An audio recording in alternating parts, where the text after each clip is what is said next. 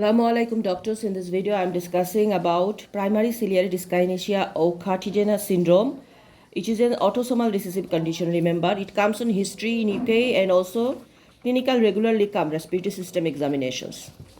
So in history, first what are the question I ask I will tell. First of all, the chief complaints can be that child had chronic cough, admitted lots of time, then we can discover it is a case of primary ciliary dyskinesia. So chronic cough. Chronic cough will explain the cough, how it is, wet, dry, sputum producing or not.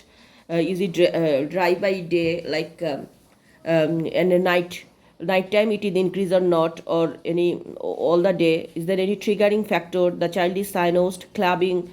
These are the apneic. And what she do? These are we ask. Chronic cough history actually we find. Number 2, nasal polyps, like chronic nasal discharge, reduced sense of smell and snoring. So reduced sense of smell and snoring. When you ask about the sleep, tell that snoring. Number 3, and chronic sinusitis, thick discolored discharge, blocked nose, painful cheeks, nose and forehead. So how can I understand sinusitis features? Thick color, discolored discharge. Thick discolored discharge, blocked nose, painful cheeks, nose and forehead. Number 4, chronic otitis media and hearing, chronic otitis media and hearing problem. Number 5 is perinatal history, like history of neonatal persistent unexplained tachypnea. Okay, and recurrent pneumonia without risk factor. So recurrent pneumonia, recurrent admission history, surgical treatment, history of tracheoesophageal fistula, correction of the shunt operation, abdominal operation, family history of similar conditions, problem, history of male infertility in the family. Okay, male infertility we asked. Social history, smoking, environmental and home site situations, and additional vaccination. So these are we asking history. So how can we manage the primary ciliary dyskinesia? Remember, it is an autosomal recessive condition.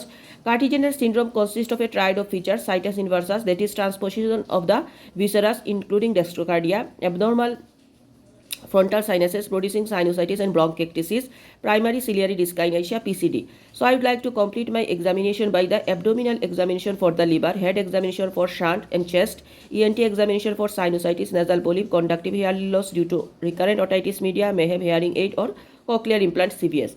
So we will complete examination by liver examinations, oxygen saturations, and these are head examinations, ENT examinations. How can I manage a primary ciliary dyskinesia? After taking the history, I will revise my note. I will do some investigation.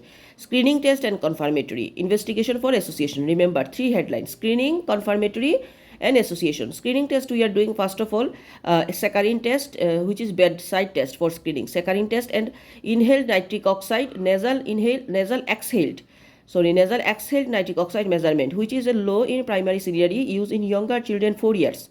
NO is low in PCD, cystic fibrosis, allergic rhinitis, and high in asthma. So if our child is big, more than 4 years, we will not tell this nitric oxide test. We tell this bedside saccharine test.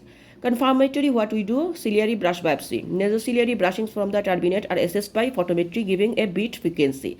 Electron microscopy will reveal the ultrastructural abnormalities. So ciliary brush biopsy, photoelectron under the photometry and electron microscopy. Then investigation for association, we can do the abdominal ultrasound for situs inversus, other GI problems like volvulus, duodenal atresia, tracheoesophageal fistula, GI operations, and echo for dextrocardia and VST. So we understand the investigations. One is for screening test, one is for confirmatory, and other is associations. So screening at bedside saccharine test, which is important to tell. And nitric oxide, exhaled nitric oxide level we are doing. But if it is child is less than 4 years, then we will do. And the confirmative, the ciliary brush biopsy, nasociliary brush biopsy under the electron microscopy we will see. And the association for abdominal ultrasound we are doing, and the echo for abdominal any surgical problem, they have TAF, tracheoesophageal fistula, volvulus, anything present. Prognosis, remember, a normal lifespan if diagnosed early and managed properly. Primary ciliary dyskinesia presentation is large head, shunt. Remember, shunt we find.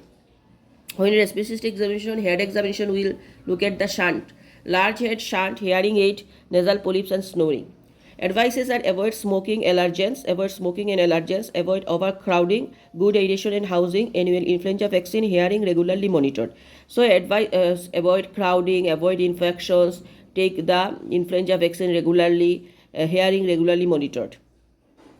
Multidisciplinary team I am involved with pediatrician, physiotherapist, dietitian, audiologist, vaccination team lies with the school, psychological support. Remember, immunizations team here involving, hearing team involving, and physiotherapist involving. What is the treatment? Treatment is regular physiotherapy, regular follow-up, antibiotic taking, mucolytic agent, bronchodilator we are giving, chest physiotherapy, immunization, influenza vaccine, education aids to compliance to the treatment, and treatment of complication and association like ENT, OBS and gynecologist, because infertility is one of the complications, so we need to follow up there.